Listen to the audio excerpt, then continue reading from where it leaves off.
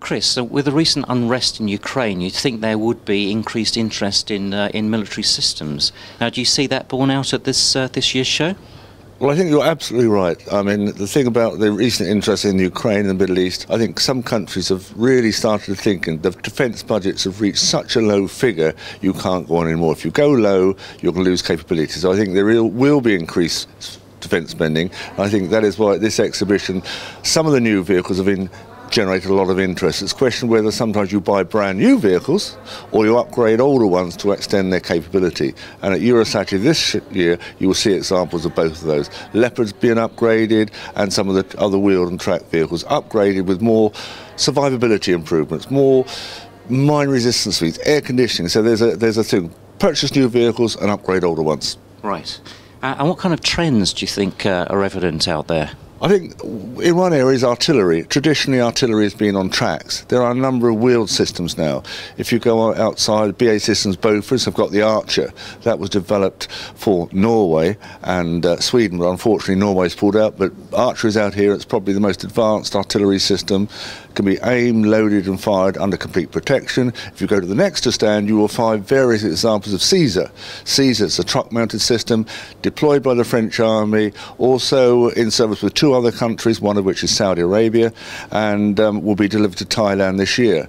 And I think the thing about that, it can be mounted on different platforms. French Army use a Renault chassis, the unidentified Middle East country, believed to be Saudi Arabia, uses a Unimog chassis. So, and for the Indian market, it's been put on India. So I think companies are really looking how they can adjust their platforms to suit different markets, be it different types of truck chassis or even different types of remote weapon stations. They're very much focusing on doing their platforms and systems exactly what the customer wants. It's very highly competitive out there, so contractors have really got to be flexible.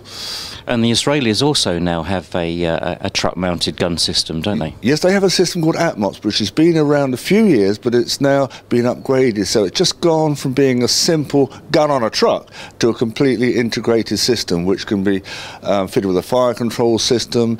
It's now got a fully protected cab. And again, that was being offered on a Mercedes chassis. It can also be offered on a MAN chassis, or some countries would like the Tatra chassis. So again, they're adopting to meet different user requirements. Now, as you mentioned, there are some quite new, weird and wonderful armoured vehicle concepts out there. Which are the ones that really particularly took your eye? Probably too many of them, but I think, I've just had a look at the new Dingo 2 high capacity. The Dingo originally developed just had 5 people. Then it went to 8, and the new one can actually take 10. It's got better mobility, better protection. So there are some innovative vehicles. If you go and see the Italians were the first people in NATO to really realise the value of wheeled combat vehicles. They have the Centauro 105 vehicle. They've now developed a complete family of wheeled vehicles. The Freca infantry fighting vehicle, and another one, an amphibious one, is actually for the Italian Marines, and it's also been evaluated by the US Marines in a competition, of course. And do you think we can expect to see more lighter vehicles? I mean, in the past, the main threat has always been IEDs, and that has made the vehicles a lot more protected, a lot heavier.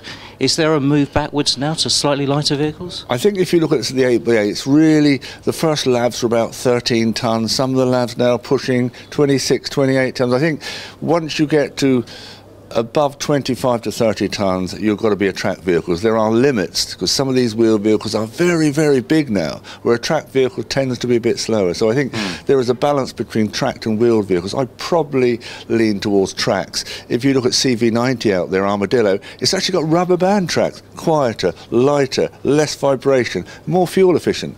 OK, Chris, thanks very much.